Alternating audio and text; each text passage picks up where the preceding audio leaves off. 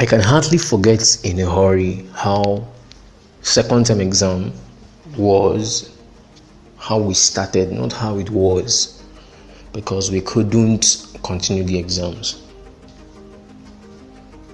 I was off to the school that day, and everywhere was still very calm. Yes, we're in Africa. No sign of anything coming up. No sign. I got to school.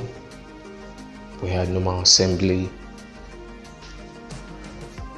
When we were done, we were called by our principal, who said some things might happen. We don't know yet. Exams might be interrupted, but we don't know yet. Let's start. Let's go on. COVID-19. So we started. Exams started. Students were writing. I was in my office when I heard the school bell at about noon. It was strange. Was it noon or earlier than noon? Very strange. Exams was just starting.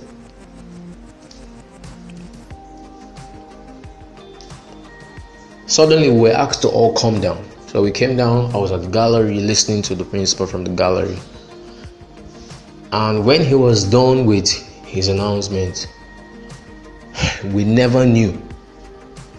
I myself never knew that I would not see my students face to face up till now, except through WhatsApp, calls, chats, and all of that. It's been a series of changes from one sector of the society to another. First of all, I think that's where it started from the educational sector, because schools had to shut down. When the news came up, schools shut down, primary schools shut down, secondary schools shut down, tertiary institutions shut down. Then offices, working environment shut down. Then spiritual environment, churches, mosque shut down. But then that's not my focus. My focus is on the educational institutions. It was so terrible, and I think it's still terrible till now. Now, I myself, I have to be forced to start an emergency class online, which is still on till now on WhatsApp. We teach science subjects free. Physics, maths, biology. We just added financial accounting recently, and then English language. It's part of it too. At the point, it got disturbing me, but then I knew this was coming, not as a pandemic. Not the pandemic side, but the twist, the change, the disruption in education. I think there's a book called that, Disruption in Education. I can't remember the title and the author. But the change was coming at a very fast pace. Very fast. And I wonder how many teachers were ready or are ready, even up till now. I think most educators are actually learning in the battlefield. They are training in the battlefield because the battle is already raging. The battle is on. It's fierce. It's fierce already. Swords going around, shields falling down, helmets going down, our boots getting torn up. Our certificates looking as though they are meaningless. My trouble is not COVID-19. My trouble is tech, who I think should be a friend. But you know what? Most educators think tech is enemy. And I still don't believe tech is enemy. to an extent, I believe it's amoral, depending on what you want. Now we depend on same tech to teach every child globally. That's over 2 billion kids. Over 2 billion kids being taught online currently. That's the power of tech. And yet I ask myself, are we going to go back after the lockdown? Well, whether we go back or not, what's constant is that everything has changed. Even if we get back to school, education can't go back. Education is moving, and it's moving with tech as a younger sister. Education is moving with tech as a younger sister. And if anyone is not adapting to that reality, she might be left out. Somehow, thanks to goodness for what happened to our principal, we had to do an adoption of e-learning fully for most of the students. They had tabs introduced into the school, and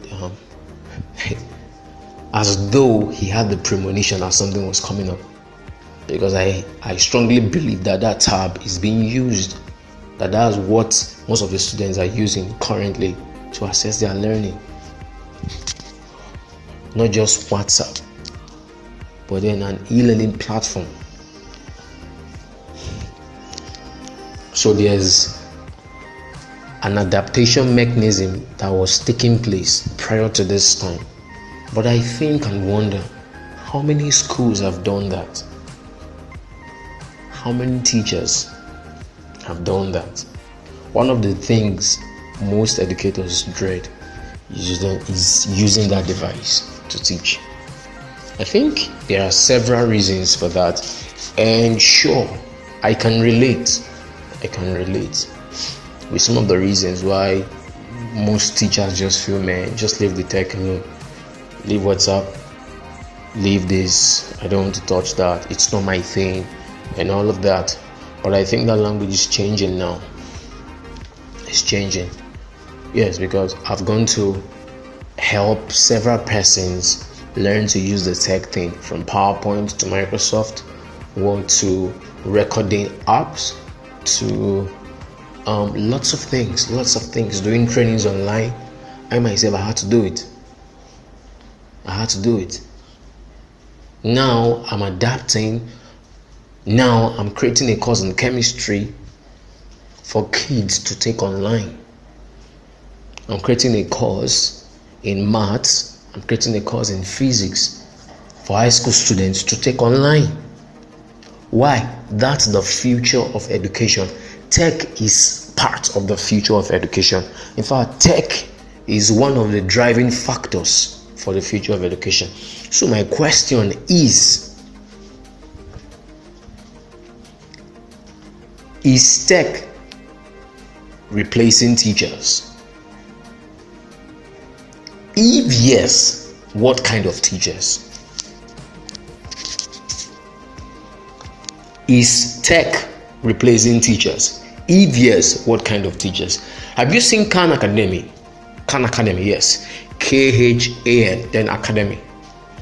Now, when I started the WhatsApp free tuition class for students who have been taking that for a while now, for close to 2 months, one of the sites I had to visit was Khan Academy. I couldn't call any teacher to say, okay, can you give me your note and all of that? No, I couldn't.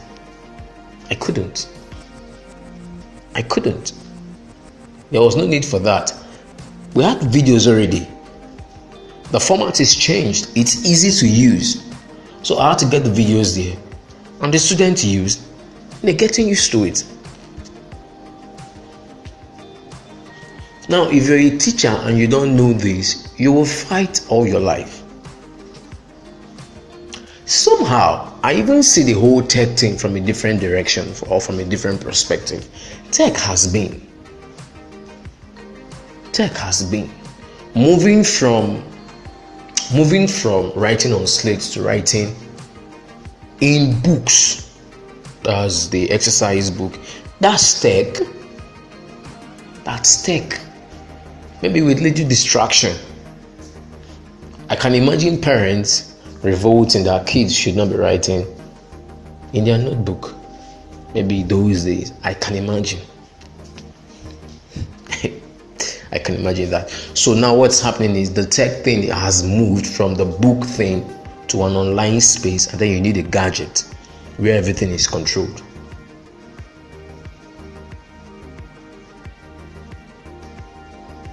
So the change has come so fast that a lot of things will be happening. So I said that my question is tech replacing teachers? If it's replacing, what kind of teachers? If it's not replacing, then what's happening? I'll answer the question because I know my own answer. And my answer is this: yes, tech is replacing teachers. It is replacing teachers. It is. But they're not all kinds of teachers. It's replacing teachers who don't have tech knowledge, who don't know how to use tech. They are the ones tech will be replacing. They will become irrelevant, especially when our students have access to tech. And in a situation like this. So I'm not against teachers. In fact, I love education so much. How I wish I read that in school. Although we're planning on doing that in our further studies and all of that. But this is the reality. This is the reality. Life has changed. Teachers are being replaced. It has nothing to do with how you feel, whether you like it or not. It has nothing to do with it. It has everything to do with efficiency and then giving attention to the most important thing. I know you are aware there's Wikipedia, you are aware there's Google, you are aware there's YouTube. What else do you want again? What else do you want again? What else do you want again? What else do you want? There's nothing. In fact, Google Play Store, which is an app store where app designers develop apps and then send it there, is a location where anything you're looking for. Okay, let me give you this illustration. Recently, I started building a YouTube channel, and the name of the channel is Smartphone Vibes.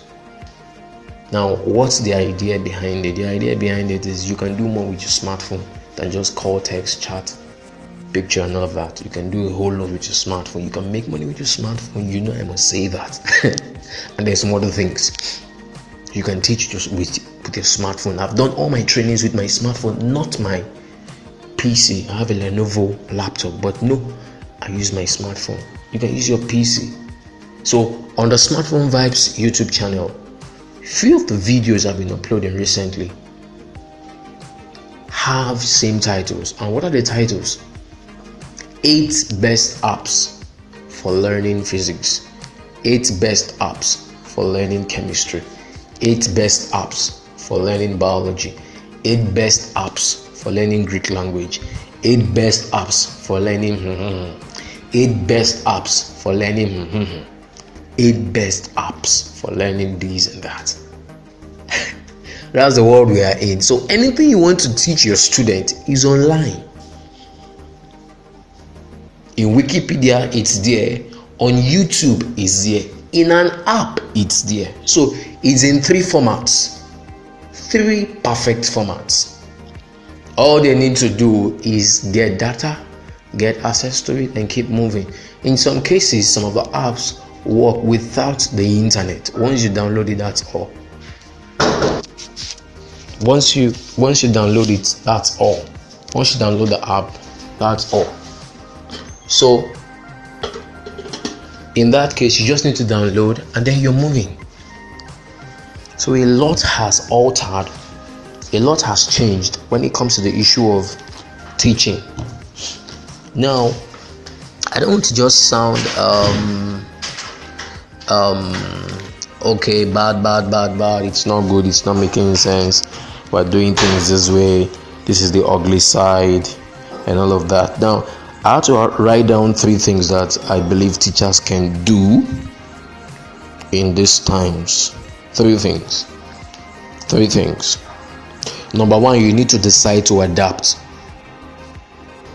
You need to decide to adapt. You must adapt. There's no other option. There's no option 2. If you don't adapt, you will be left behind. I think there's a book I read that's called Adapt or Die. So you either adapt or you're left behind. That's one. Sorry, you must decide to adapt, not just adapt. You must decide, first of all, to adapt. So you're not used to these things. I know you're not used to it. I understand you're not used to it. Yes. I had series of meetings with persons from Germany, I think a few weeks ago, and then we got talking over Skype. I was forced to download Skype. Like for the first time, I had Skype on my phone consistently for a while. And then we got Zoom. I think some of us should get used to Zoom by now. Everybody has started using Zoom. So you need to decide to adapt. That's one. Then 2, start with your social media. Start with your social media handles. Let's not go into the high-tech thing. Start with your social media handles. You don't need to go into all. Okay? Maybe just stay on Facebook. You don't need Instagram. If you don't need it, fine, no problem. But stay on Facebook, and then as a teacher, I would suggest Facebook and LinkedIn. Yes, Facebook, LinkedIn. Then have a Gmail account. Facebook, LinkedIn. Later on, if you need YouTube channel, you can now go into that. But Facebook and LinkedIn. Facebook, because that's where most persons are. Some of your students too are there. Then LinkedIn, because it's a professional site. Okay, then YouTube, you can use that for maybe teaching some other courses apart from what you do in school, and that's more money for you on one side. Then the last thing is learn Google Classroom and other apps, how to use other learning apps. Google Classroom, I think that should be one of the commonest apps you can learn, or platforms. That's why I love Google. It used to be Yahoo. Okay, you have the Yahoo Mail and then you feel like a boss. But currently, your Gmail gives you an edge. So Gmail is better. So you should learn Google Classroom and then start finding out other apps and how they are used. It will help you a whole lot. So, like I said, tech is replacing teachers, but not all teachers. Tech is replacing teachers without the knowledge of tech. Without the knowledge of tech, you don't need to be a programmer to know how to use tech. So decide to adapt for the sake of your kids and for your sake too, for the sake of your career. Start with what you have, your social media handles. Don't go too far. Then try Google Classroom, Zoom, and some other learning platforms that you can find. Try them. I think there's one by Microsoft. But Google Classroom is easier and cheaper. I think it's free. So you can try that and then get something out of it. I hope we're learning. More videos will be coming up. If you follow this channel, you'll get more on the latest on education, the future of education. I'll be giving more tips, more things that you can do as a teacher. You are not alone. You're still needed. But with your tech knowledge, you become better. This is Chooks Nabwenyi Jr., and I love education.